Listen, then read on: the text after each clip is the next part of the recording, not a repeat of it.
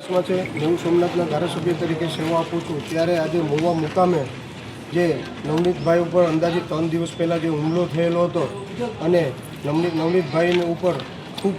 ઘણા લોકો દ્વારા આક્રમક રીતે હુમલો કરવામાં આવેલો હતો અને નવનીતભાઈને ખૂબ પગમાં, હાથમાં અને સંપૂર્ણ શરીરમાં ઈજાઓ થઈ છે અને એમને પોલીસ તંત્રને ફરિયાદ લખાવેલી હતી, પણ પોલીસ દ્વારા સાચી ફરિયાદ ન લખવામાં આવેલી અને સાચા આરોપીને ન પકડવામાં આવેલો એના માટે થઈ અને નવનીતભાઈ આજે અહીં દાખલ છે અને હું વિસ્તારના ધારાસભ્ય તરીકે